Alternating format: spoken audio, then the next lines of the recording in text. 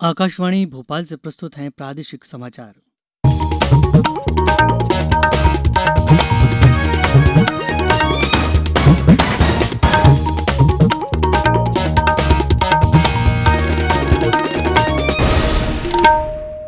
नमस्कार, समाचारों के साथ मैं रत्नेश सोनी। पहले मुख्य समाचार। अब भारत का हुआ सबसे आधुनिक लड़ाकू विमान राफेल 5 विमान आज पहुंचेंगे अंबाला। प्रधानमंत्री स्ट्रीट वेंडर योजना पर अमल में मध्यप्रदेश देश में अव्वल। प्रदेश में कोरोना संक्रमित लोगों की संख्या 29,000 के पार। अब तक 20,000 से ज्यादा लोग हुए स्वस्थ। और आज अंतर्राष्ट्रीय बाघ दिवस। बाघों की संख्या के लिहाज से दुनिया भर में पहले स्थान पर है भारत। अब समाचार विस्तार से।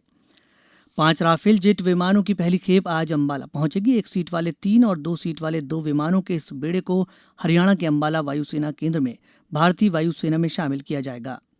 फ्रांसीसी विमानन कंपनी डसॉल्ट द्वारा निर्मित फाइटर जेटों ने सोमवार को दक्षिणी फ्रांस के बोर्डो में मैरिग्नैक एयरबेस से भारत के लिए उड़ान भरी थी। ये 5 विमान 2016 में भारत द्वारा 59,000 करोड़ रुपए के अंतर सरकारी सौदे में फ्रांस से खरीदे गए 36 विमानों का हिस्सा हैं। ये विमान बीच में ईंधन भरने के लिए केवल एक स्थान पर संयुक्त अरब अमीरात स्थित फ्रांसीसी वायुसेना वायु केंद्र पर रुकते हुए फ्रांस में से भारत की लगभग 7,000 किलोमीटर की दूरी तय कर रहे हैं। फ्रांस में भारतीय दूतावास ने एक बयान में कहा कि सभी 36 विमानों की डिलीवरी 2021 के अंत तक तय समय पर पूरी हो जाएगी। प्रधानमंत्री नरेंद्र मोदी आज बैंकों और गैर बैंकिंग वित्तीय कंपनियों के प्रतिनिधियों के साथ भविष्य की आर्थिक रूपरेखा और कार्य योजना पर विचार विमर्श करेंगे। प्रौद्योगिकी के जरिए वित्तीय सशक्तिकरण, ऋण सहयोग और प्रभावी वितरण, वित्तीय क्षेत्र की मजबूती के उपायों पर मुख्य रूप से विचार विमर्श होगा। बैंकिंग क्षेत्र, कृषि, सूक्ष्म लघु और मध्यम उद्यमों सहित स्थानीय निर्माण इकाइयों को वित्तीय सुविधा और सहयोग देकर देश के आर्थिक विकास में महत्वपूर्ण भूमिका निभाता है। वित्तीय समावेशन प्रौद्योगिकी के जरिए वित्तीय सशक्तिकरण में महत्वपूर्ण भूमिका निभा सकता है। वरिष्ठ सरकारी अधिकारी भी विचार विमर्श में शामिल होंगे। प्रधानमंत्री स्ट्रीट वेंडर आत्मनिर्भर निधि योजना के क्रियान्वयन के प्रत्येक चरण में देश में मध्यप्रदेश पहले स्थान पर है। पीएम स्वनिधि योजना के पोर्टल पर 18,500 से अधिक यानी देश के 56% प्रकरणों की स्वीकृति में मध्यप्रदेश शीर्ष पर है।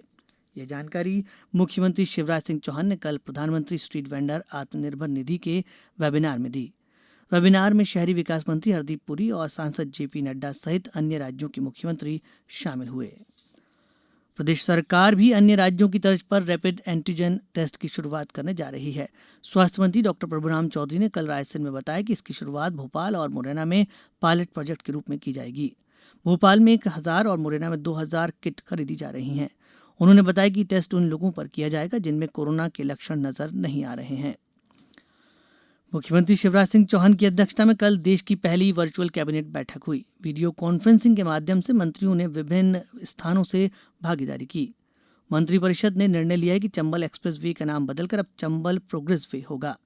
योजना के अंतर्गत मध्यप्रदेश राजस्थान सीमा से मुरैना होते हुए भिंड जिले तक 309 किलोमीटर की 4 लेन ग्रीनफील्ड सड़क के निर्माण को अनुमोदन दिया गया है।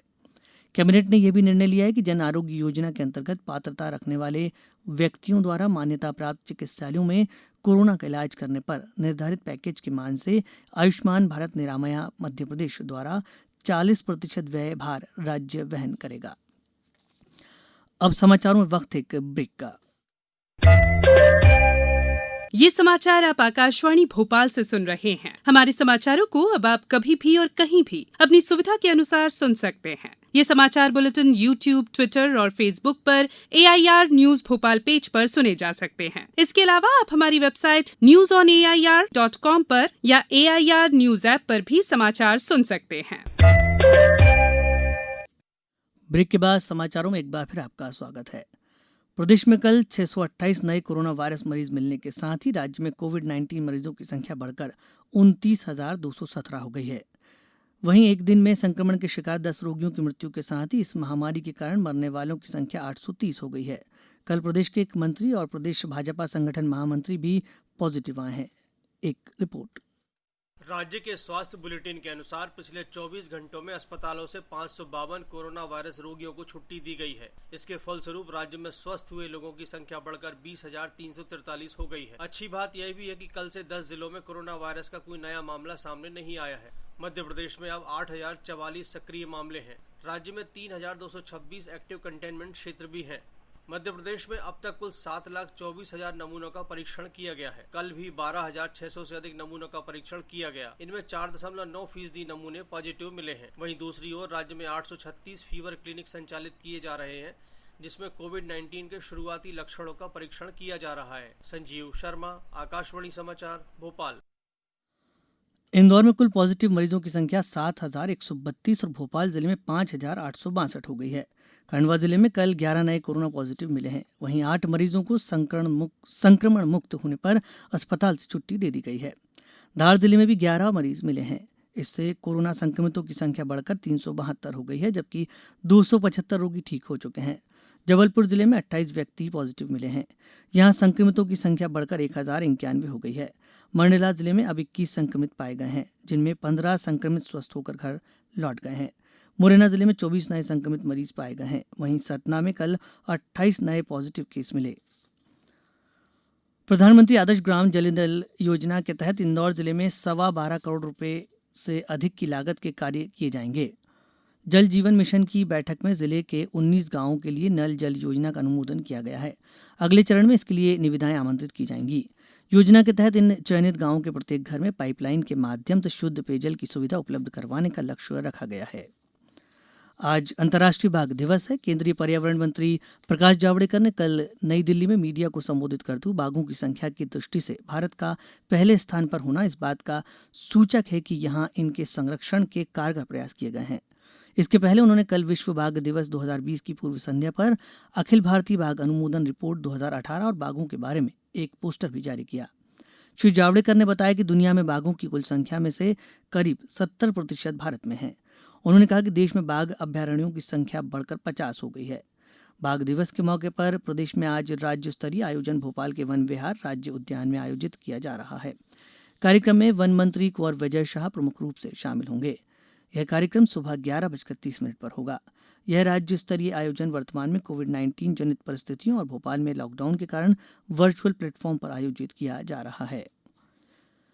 श्योपुर में जूते चप्पल की छोटी सी दुकान लगाने वाले कन्हैयालाल की प्रतिभाशाली पुत्री मधु ने हायर सेकेंडरी परीक्षा में 97% अंक प्राप्त कर जिले को गौरवान्वित किया है। वहीं जीव विज्ञान समूह में मधु को प्रदेश में 3रा स्थान मिला है। मधु ने कमजोर आर्थिक स्थिति के बाद भी कड़ी मेहनत कर अपनी प्रतिभा को साबित किया। हमारे संवाददाता से बातचीत करते हुए मधु ने बताया, मेरा नाम मधु आर्य है।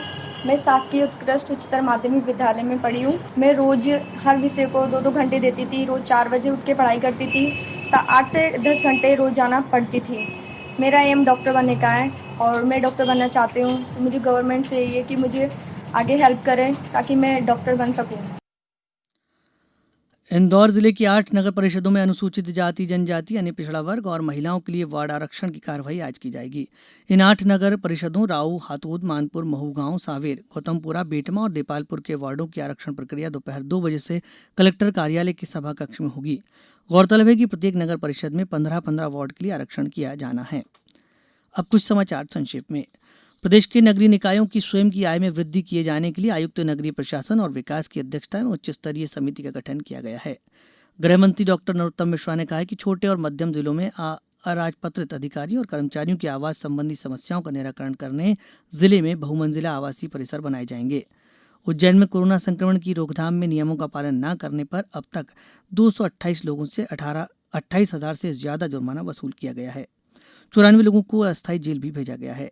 बैतूल में नर्मदापुरम के कमिश्नर रजनीश श्रीवास्तव ने स्व सहायता समूह की महिलाओं से चर्चा की और उनके द्वारा तैयार सामग्री का अवलोकन किया।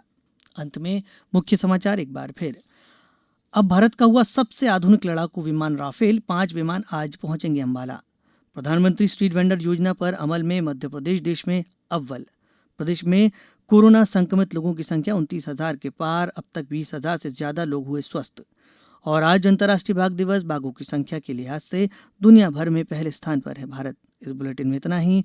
घर में रहिए, सुरक्षित रहिए और सुनते रहिए आकाशवाणी।